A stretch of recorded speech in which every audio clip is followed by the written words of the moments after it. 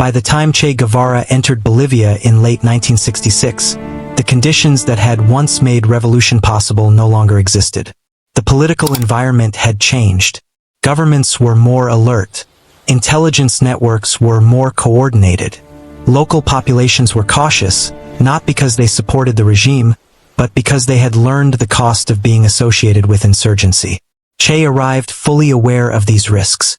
Unlike Cuba, Bolivia offered no clear revolutionary momentum.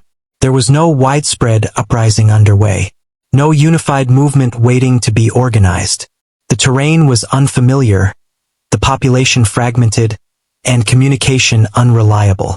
What Che hoped to build would have to begin almost from nothing. From the outset, the operation struggled. Support from local groups was inconsistent. Supplies were limited. Messages failed to arrive. Planned coordination with external allies fell apart. The guerrilla force found itself isolated in hostile territory far sooner than anticipated. Unlike previous campaigns, there was little room for adaptation. Che understood this quickly. He recognized that the situation in Bolivia differed fundamentally from anything he had faced before. The environment did not favor prolonged struggle. The population did not respond with the enthusiasm he had once encountered elsewhere. The conditions necessary for expansion were simply not present. Still, he remained. To withdraw at this stage would have meant more than tactical failure. It would have required questioning the assumptions that had guided his actions for years. Che had built his identity around the belief that revolution demanded absolute commitment. Retreat, in his view, signaled ideological collapse. As the months passed, the pressure intensified. Government forces, supported by foreign intelligence, began tightening their search. Surveillance improved. Routes were cut off. Safe zones disappeared. The guerrilla group was forced deeper into isolation, moving constantly to avoid detection. Each movement increased exhaustion. Each delay reduced options. Che's health deteriorated rapidly. His asthma worsened under the harsh conditions. Food shortages weakened the group. Medical supplies ran out. Yet he refused special treatment. He carried the same burdens as the others, insisting that leadership required shared hardship. Despite these conditions, Che continued documenting events meticulously. He recorded setbacks without exaggeration. He noted failures plainly. There was no illusion in his writing. He understood the severity of their situation. What remained unclear was whether escape was still possible. By early 1967, the reality could no longer be ignored. The guerrilla force was shrinking. Communication with the outside world had nearly collapsed. Local support had all but vanished. Every movement increased the risk of detection. What had begun as an effort to ignite revolution now resembled a struggle for survival. Che Guevara did not express panic. Instead, his behavior reflected acceptance. He understood that the campaign had reached a critical stage. Options were narrowing. Time was no longer an ally. And Bolivia, which he had entered believing it could become the center of continental revolution, was becoming something else entirely. It was becoming a trap. As 1967 progressed, the situation in Bolivia deteriorated beyond recovery. What had initially appeared as logistical difficulty became structural collapse. Che Guevara's guerrilla group was no longer operating with strategic flexibility. Every movement was reactive. Every decision was shaped by pressure rather than planning. The terrain worked against them. Dense jungle limited visibility but also restricted movement. Rivers that once provided cover now became obstacles. Paths narrowed. Escape routes closed. Government forces, trained specifically for counterinsurgency, adapted quickly. They did not rush. They waited. They contained. Che understood the shift immediately. This was no longer a campaign to inspire uprising. It was a manhunt.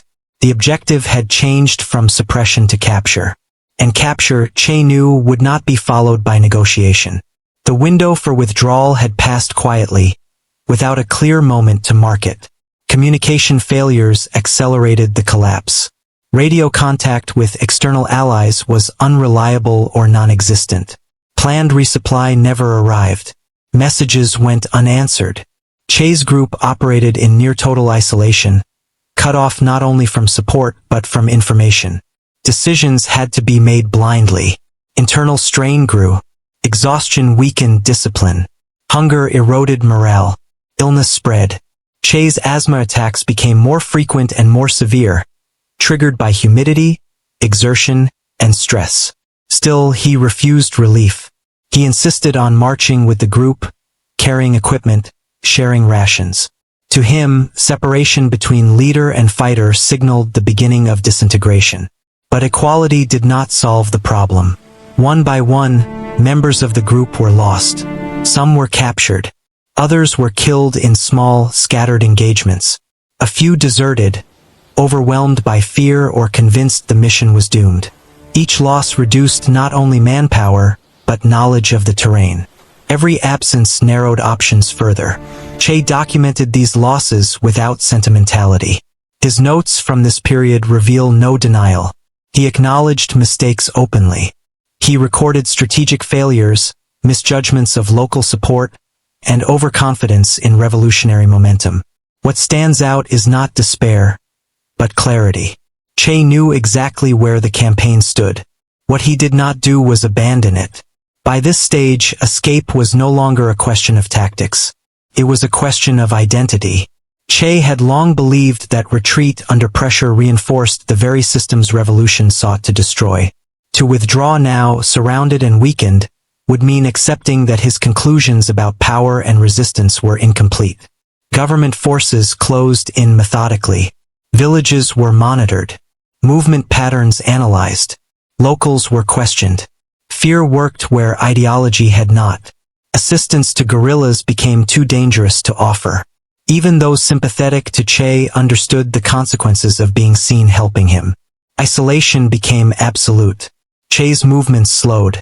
The group's ability to respond diminished. Food shortages forced increasingly risky decisions. Crossing open terrain became unavoidable. Each step forward increased visibility. Each pause increased vulnerability.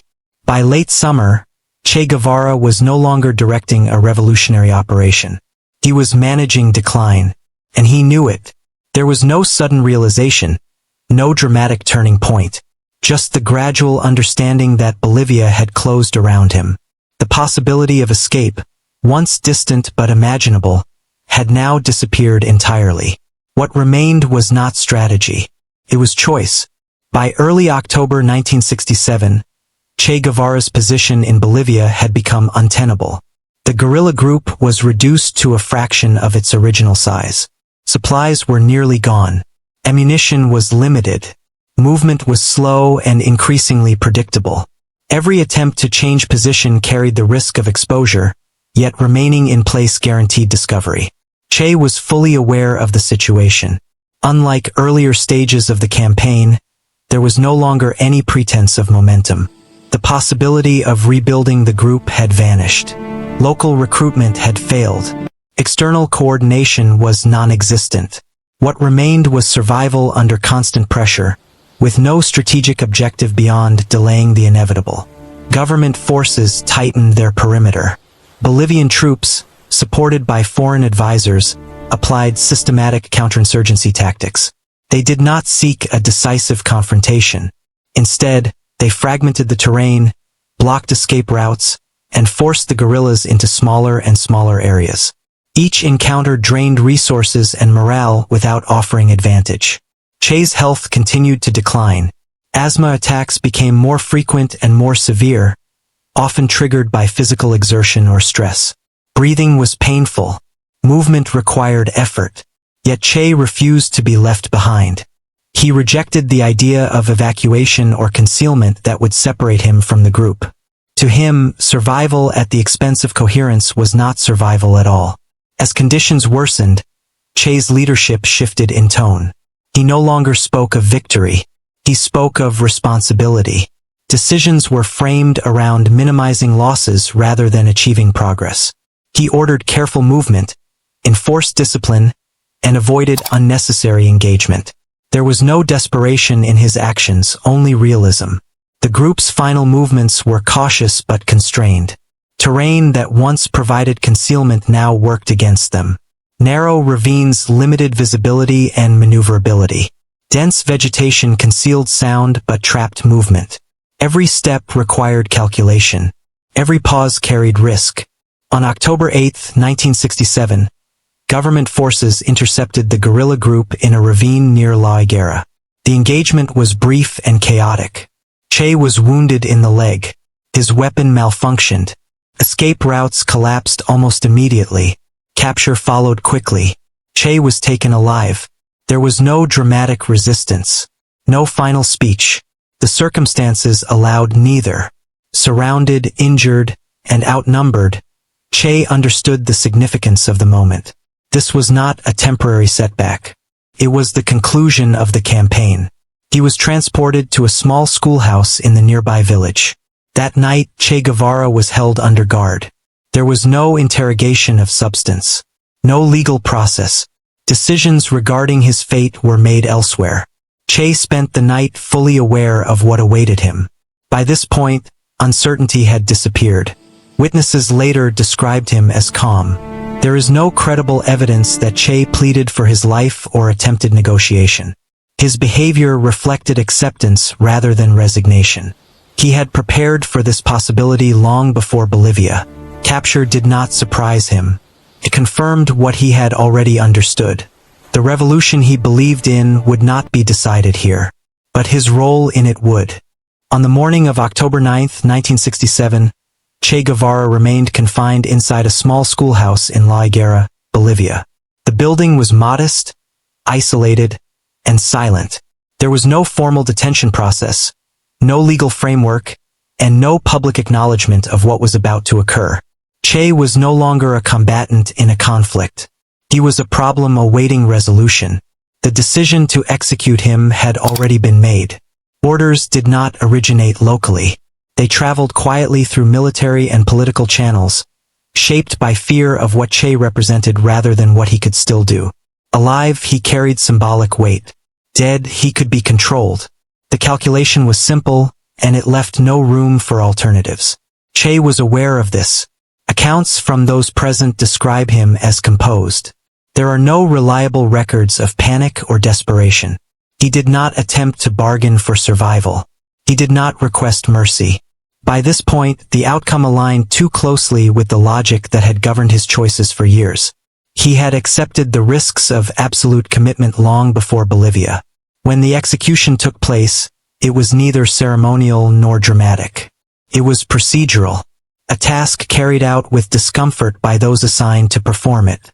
Che's death did not resemble the heroic image later constructed around it. It was abrupt, restrained, and final. He was 39 years old. In the hours that followed, Che Guevara ceased to exist as a living figure and began transforming into an abstraction. His body was displayed as proof. Photographs were taken. Verification was required. Authorities wanted certainty that the threat was gone. What they failed to anticipate was what would replace it. Che's death accelerated his transformation into a symbol. Stripped of context, his image traveled faster than his story. His face became shorthand for resistance. For some, he embodied courage and sacrifice. For others, violence and fanaticism.